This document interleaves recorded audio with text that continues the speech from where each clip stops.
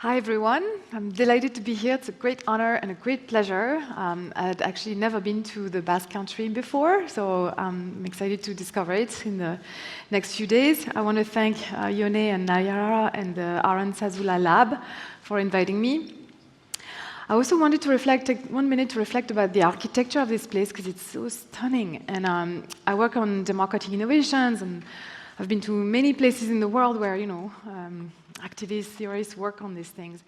And I have to say, usually, the buildings are a bit of a letdown compared to this. And I think it says something about the value, obviously, this place puts on democracy and the reform to it that we should conduct. So by contrast, I was thinking, I started my career in democratic innovations by studying Iceland.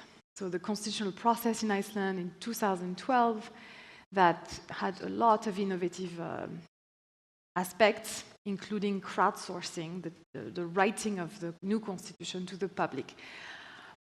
But they did it in a grey, prefabricated building in the periphery of Reykjavik. So you got a sense that the government wasn't taking this democratic innovation that seriously. And it's not so surprising, maybe, that it failed, in fact, 3 years later. So I feel like here you've managed to create this space which is, futuristic looking, but also blends in the landscape. It's very respectful of the surroundings and the spiritual origin of the place. It's quite a marvel, I must say. So I'm very happy that I'm stunned that I didn't know of it before, and I'm going to spread the word now about this amazing place. Anyway, so end of the parenthesis.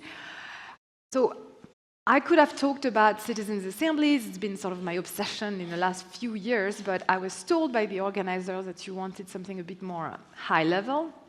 So I thought I'd talk about democracy as a concept and a model. So we all think we know what democracy means, government of, by, and for the people. But we have different models of what it looks like. So my contribution today is very simple. I want to put on the table 3 models of democracy. They're different, somewhat incommensurable, not always easy to reconcile, and I think we need to be clear about the model we have in mind when we're talking about reform. So I'm going to talk about 3 models, and these models are the market, the forum, and the jury. Am I speaking slowly enough for the translation? Just wanted to check that. Where are they? Oh, yeah, great. So is it okay? Because I have a tendency to speak really fast. So, okay, I'll try to control myself. So these 3 models are ideal types. They do not exist in a pure form really anywhere. But the first one, the model of the market, is, to my mind, dominant today in our thinking, is because it's been shaped by 20th century economists. The second model, the forum, existed in ancient Greece, of course, you might say, but it's really been reborn in the 20th century through the sort of a movement called deliberative democracy that put back on the table a number of ideas connected to that model. And finally, the last model, the jury, is the most recent, the less fully formed, if you want. It's still very experimental and largely utopian still, but I think it's very promising, and we should spend more time with it as democratic innovators. So I should say that I know this is not an academic audience, but this framework of 3 models of democracy that I'm proposing today is indebted to a famous Americano-Norwegian political philosopher named Jon Elster.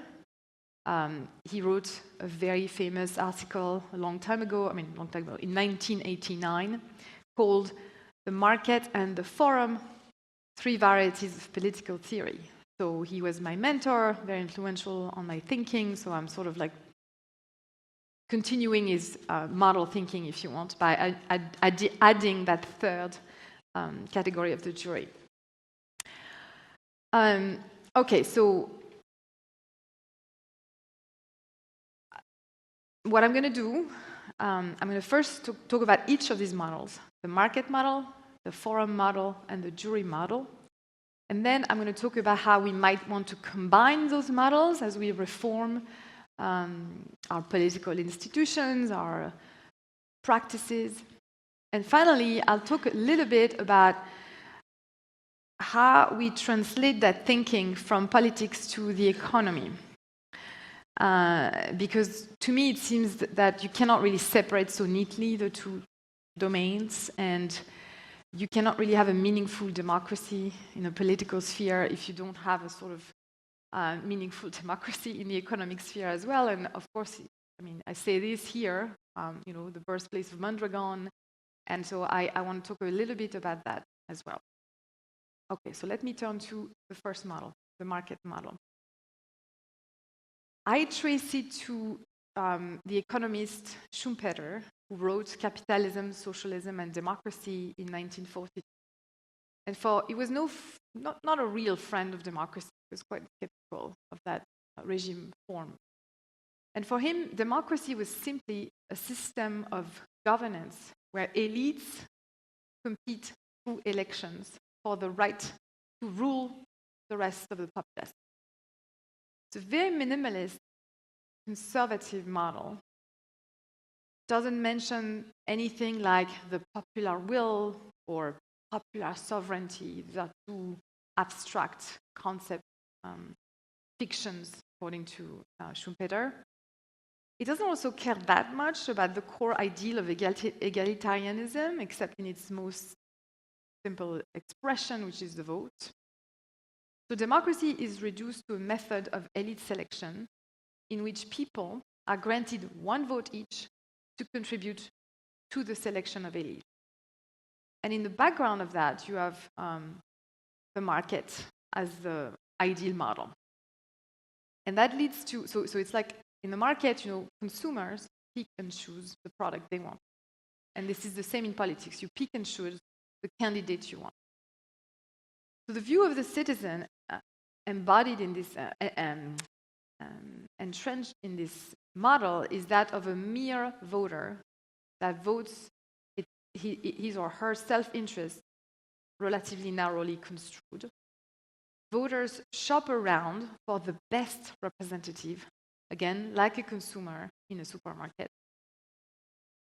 But unlike the consumer, actually, Schumpeter says, the voter cannot be counted on to be rational, because in large crowds, they will suffer from a sort of psychological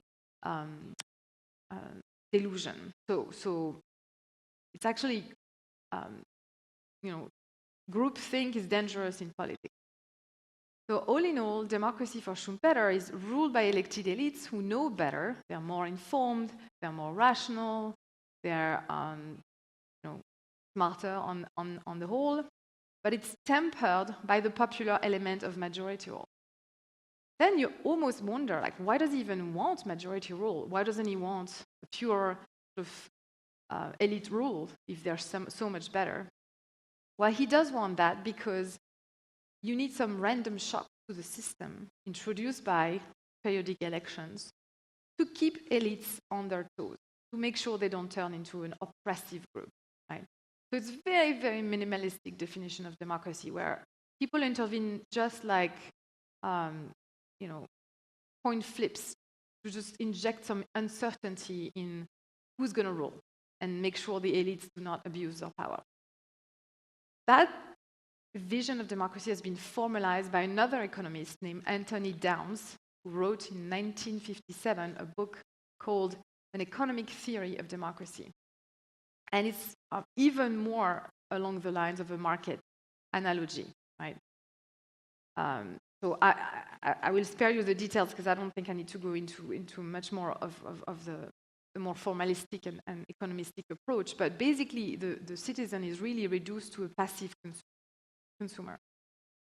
And in fact, there's a paradox at the heart of this vision of democracy, which to me signals its weakness. It says, well, actually, if voters are rational and they're doing this cost-benefit calculation at all times, they shouldn't even vote. So there's in political science, my field, there's this enormous question mark about the so-called the paradox of voting. How come, if it's not worth my time to go to the voting booth to cast a vote, because the impact I have, the probability of being pivotal, meaning causally impact the outcome, is quasi-null, why do we go? Why do you see this massive turnout at regular intervals in elections around the world? So the fact that this theory generates such a puzzle is kind of its own refutation in a way. So this model, this market model of democracy, is dominant, I would say, in my field, in political science. I think it informs a lot of the thinking still in the media, in how political elites think about the public. So it has all these problems. Again, to recap, it's more elitist than truly democratic. It focuses on competition for votes, which encourages partisanship, polarization, and conflict, because the point is to win and to access power over and above trying to find some kind of common good, actually. It has a vision of voters as really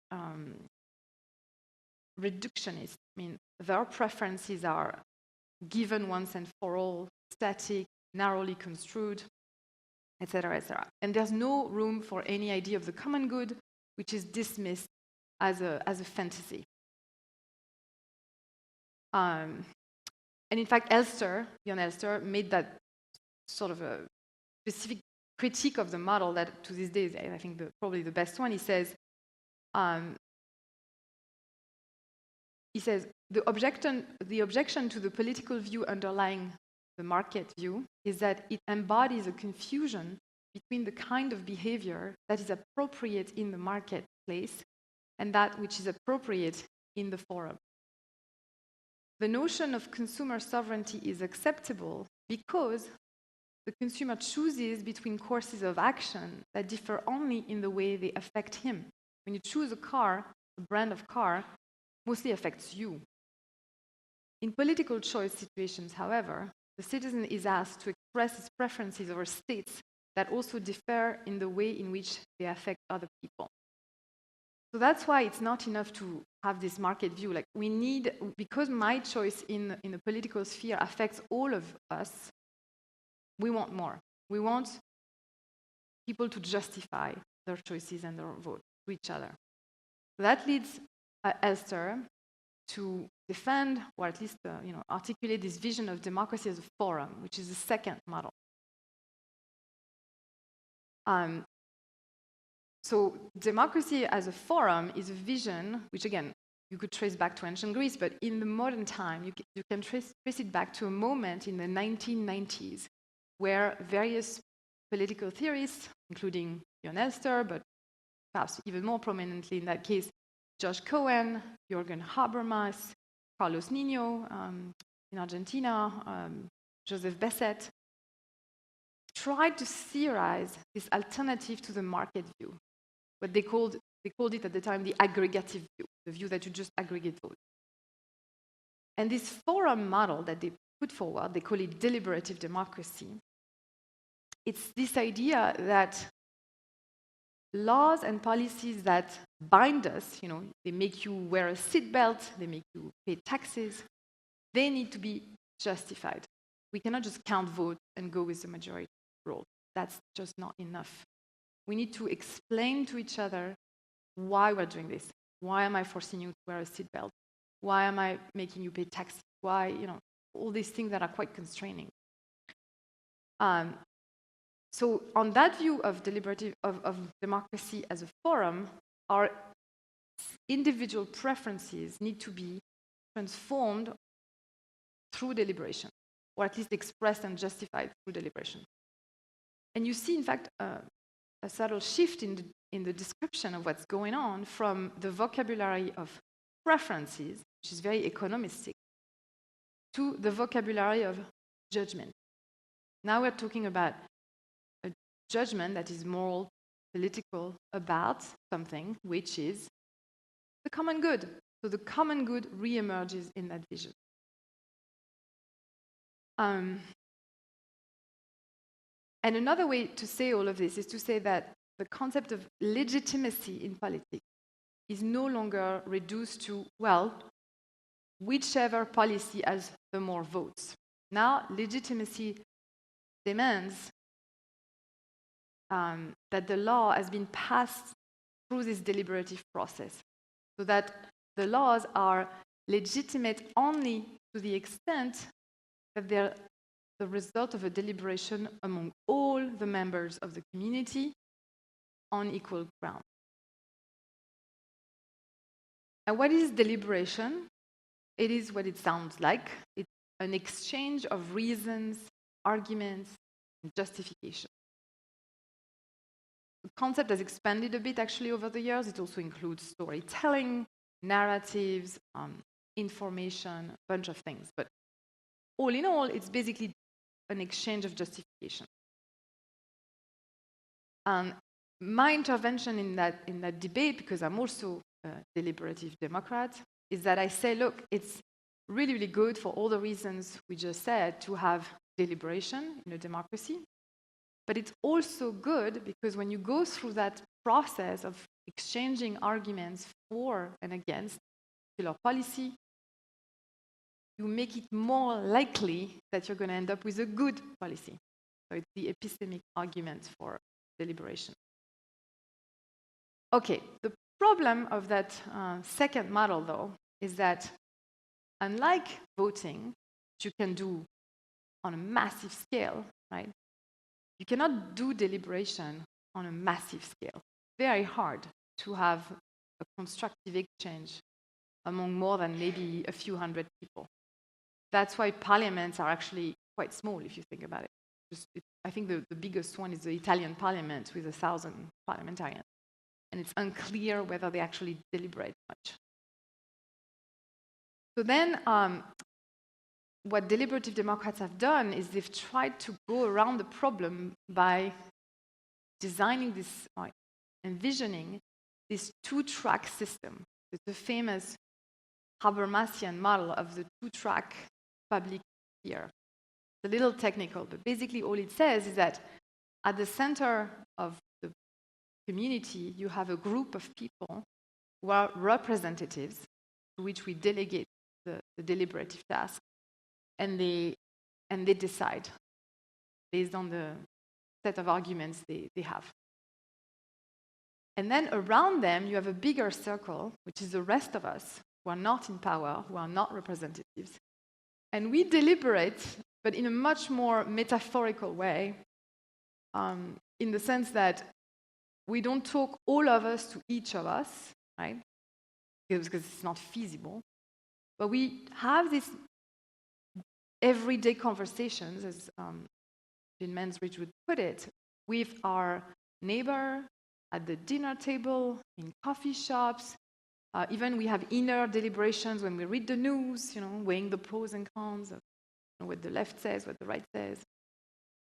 And that second sort of track is called, we could call it deliberation in the wild, is supposed to shape the agenda of the central, formal, political sphere of representatives making the decisions for us. So that's been sort of the dominant way for deliberative Democrats to make their forum model workable at scale. Because the great advantage of the aggregative view is that it works at scale immediately. So that's how they solved it.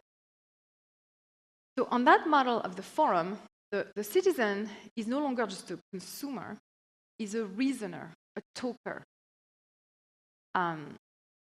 It's a more attractive vision of human beings and citizens in general. The problem, though, that's at least my view, is that it's a little bit too idealistic or naive even to think that deliberation in the wild, this larger sphere of people chatting at the dinner table and in the coffee shops will really shape the deliberation, the formal deliberation at the center, in a way that is truly reflective of what people want. And because what happens is that, there's supposed to be a circular relationship between the center and the periphery, right? So the periphery shapes the agenda. The politicians justify their arguments to the periphery, and it's all a virtuous sort of circle. But in practice, that's not how it works, because there's so much power located in the center. Parties, lobbies, media, and they shape, in fact, the larger public sphere a lot more than vice versa. So, how does Habermas justify that his faith that there's going to be a symmetric relationship or an equal relationship? He doesn't really. And in fact, it seems like in the background of his thinking, there's still a sort of quasi-neoliberal faith in the market.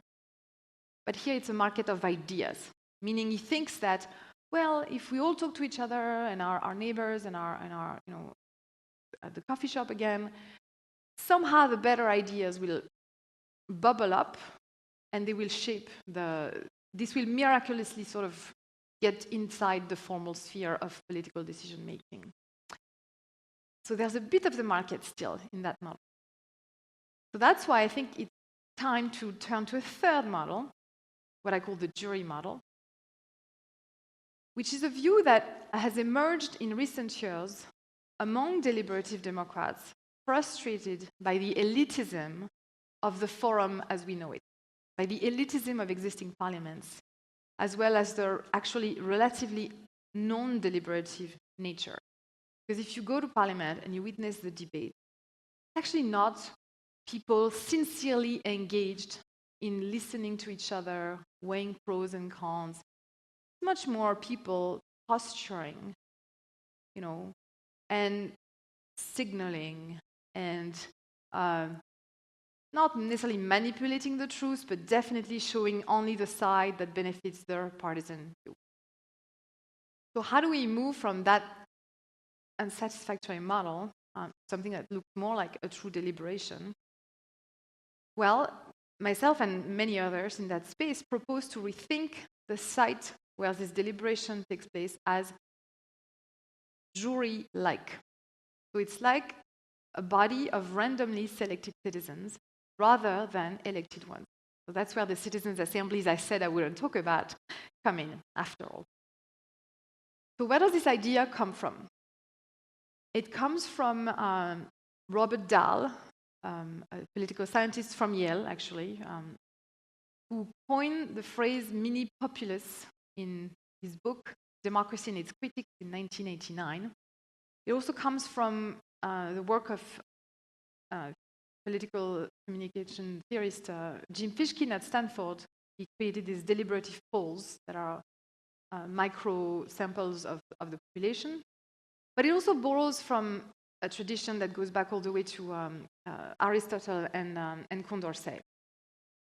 And in fact, to me, the puzzle is why the jury hasn't been theorized more, better, and earlier. Because we do have a precedent for that model of democracy. I keep mentioning it. It's classical Athens, 5th and 4th century BC Athens. In Athens, you didn't have elected politicians, right? They used elections, but for functions that were not specifically political. They used them to choose strategists and top administrators. But they had at the center of their system a council of 500 that was randomly selected. It was basically a representative assembly based on lot, in charge of setting the agenda for the people, but sometimes even given the kyrios, the power, to actually decide. So sometimes it had actual decision power. And later, in the 4th century, they also moved the legislative power from the People's Assembly, which was this open forum, actually, that was too easily manipulated by demagogues, to what they called nomothetai. So they were juries of randomly selected citizens in charge now of making the law. What is the legacy of that ancient form of jury democracy? Well, it's the criminal jury today. So 12 jurors selected by lot in charge of deciding, the fate of a person accused of some crime. It's a institution that was born in England and then traveled to the US and from then to the world. And when Tocqueville, so this Norman aristocrat who traveled to the US in the 19th century to observe it and report about it, what he was struck by over there was precisely the centrality of the jury to democratic education and democratic institutions. And often people just diminish the value of the jury by saying, well, juries are just about establishing the facts. But actually, they're also about asserting a minimally normative and indeed, in my view, legislative power. Because, for example, they have the power of jury nullification. They can decide that if the law is too unjust, they're just going to ignore it. This is pretty remarkable. It's not quite as ambitious or political as the Council of 500 of the Athenians, but it's still a sort of a bonsai version of that power. And what are the advantages of the jury format? Well, one, it's an embodiment of political liberty for Tocqueville. Two, it's an expression of political equality in the distribution of political office, because it's now one person, one lottery ticket. Each of us has a chance to access the center of power. Whereas in the current system, the reality is that only a slice of the population really has a chance to access that center. The people with connections, with charisma, with the will to get there, et cetera, et cetera. Another argument is that lot is an expression of fraternity, because when we accept the lot as a way to distribute office, we accept that someone like you is going to do the job for you. So it's a proof of trust. It's a procedure that says, I trust you, my equal, to rule for us the way I will also rule for us if my turn comes.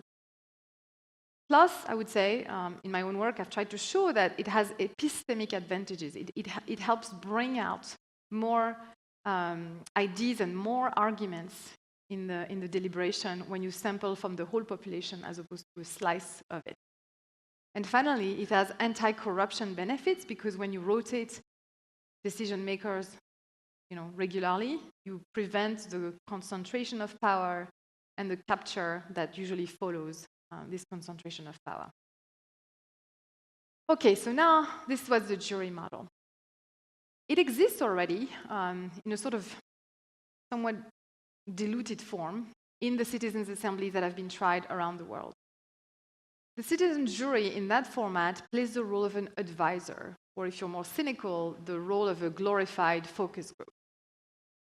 So the model is, deliberative polls tend to be like that, but you could say that the Irish citizens' assemblies, which are usually celebrated as a great example, are a little bit like that too, because the recommendations are sent to Parliament and to a referendum later, but sometimes with a lot of revisions. So the Parliament really has the final say. In France, similarly, the Citizens' Convention on End of Life that I was actually, I played a role on, because I was on the governance committee of that convention, which was about euthanasia and assisted dying and palliative care, was just one voice among many.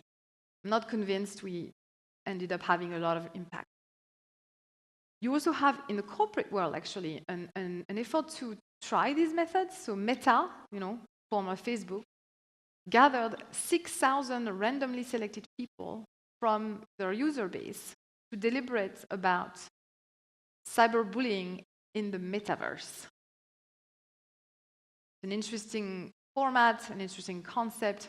I'm not convinced it had much of an impact. And as you can tell from the topic, this was decided by Meta, not the user. No, I don't know that this is a... Anyway. Okay, so that, basically that form of jury democracy falls back onto the version of the forum model, because in the end, it's elected elites who are in charge. And can look like what's called participation washing, where you involve people, but you don't really take their recommendations seriously. So what I would push forward is a vision of juries as legislators or citizens as legislators. And there are a number of people pushing for that view. I mean, you have Alex Guerrero, the philosopher from Rutgers University, who came out this past year with a book called Lotocracy, where he envisions rule by a multiplicity of citizen juries. You have my own work, obviously. I wrote a book called Open Democracy 5 years ago now, where I defend a vision of democracy centering a randomly selected assembly of citizen legislators. And in practice, you even have one case where it's been sort of implemented a little bit. I mean, I don't know enough about it, but the reports I get seem promising. It's Belgium. So in the German-speaking region of Belgium, since 2018, they've empowered a jury, 24 citizens, to set the agenda for parliament, for the local parliament. I mean, it's very small. It's a 70,000, people region. But they do have the power to set the agenda, and it's morally binding at the very least. And they have the power to organize single-issue citizens' juries on particular topics. There's also the precedent of the climate convention on the climate convention in France, which I observed as a researcher in 2019-20, which in a way, at least that's what I tried to argue in a recent article, was the first nation-level citizen legislature, because it was empowered to formulate law on climate. And President Macron, had promised the citizens that he would take up the recommendations with no filter. That's the infamous promise he made. Didn't keep it, but at least the setup was very, very ambitious. Okay, now, of course, this jury model also has its issues. There's a question of legitimacy that people always bring up. Christina Lafont is a philosopher who's brought it up with Nadia Urbinati. They say, well, sure, it's maybe a more egalitarian form of democracy and has all the virtues you talk about, but it's illegitimate because it puts power in the hands of unaccountable, randomly selected people. And that's a real question that I think we're still working out. I think there are ways to create accountability mechanism upstream of the selection, but also downstream of the selection. You could envision, for example, a referendum on the agenda set by an assembly.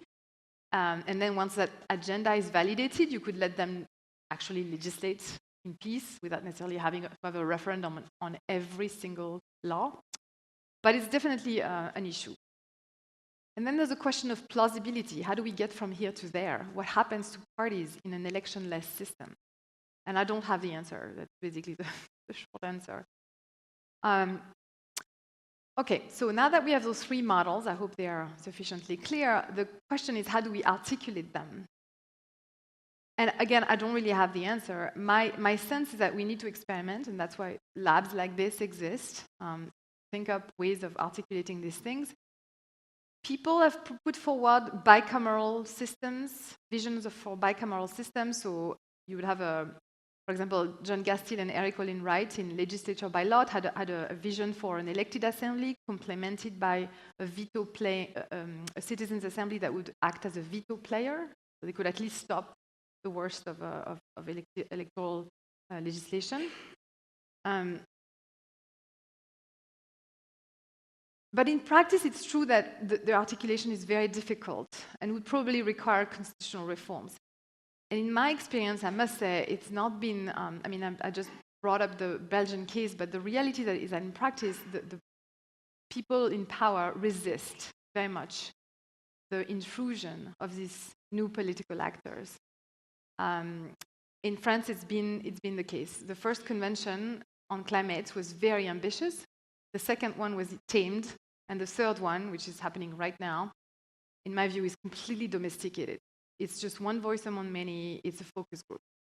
And the first one was mentioned in the Climate and Resilience Law of 2021. The Parliament acknowledged the contribution of the Assembly. The second one had no impact. I mean, the Parliament just passed laws on assisted dying and palliative care, didn't bother to mention the existence of this convention. So I don't have the answer to how do we get from here to there. I trust that one of the answers will be well-meaning visionary politicians who accept to let go of some of their power for the benefit of these new political actors, for the benefit of a new jury-based vision of democracy. Okay, I'll end on some thoughts about how does that translate potentially to the economic and the economical sphere. So we know we have a number of governance issues in corporations today. Crony capitalism, especially in the US, I mean, it's reached a sort of almost breaking point, I would say, to the point that the legislators notice and they want to break up companies. They want to they want to do something. So one avenue for reform is, of course, to talk about cooperatives and worker empowerment and worker representation, say, on the co-determination model in Germany or the Mondragon model here. But there's a question that is perhaps a little bit less there's a direction that's a little bit less revolutionary, you might say, but I think is important too. And it's the representation of shareholders who are, in theory, the first stakeholder of a company. People who place their money in the company and expect a return for that investment. And the reality is that for all the talk about corporate democracy and shareholder democracy, it's not democratic at all. Like, the decisions are actually taken by a very narrow group of people. And it's particularly the case maybe in these massive pension funds, or these big wealth funds like BlackRock, or like they basically make decisions for millions and millions and millions of people without much consultation. So one idea we've put forward with two economists, Luigi Zingales and Oliver Hart, is the idea of an investor assembly. So you take the jury model and you import it from politics to the economy, and you basically augment the sort of a group of managers at the top who are deciding how to invest money with a jury of shareholders that make decisions about trade-offs. Okay, do we want to take a hit on our financial return for the sake of the environment, for the sake of values that they care about? Because the reality is that people who are shareholders also care about values. And that investor assembly model has actually already been tried in the Netherlands by Emmeline Cooper and her team. So it's not at all far-fetched or actually that utopian. So I will end here with leaving you with this typology and the set of questions it invites. And I hope it will be useful for your own work going forward. Thank you very much.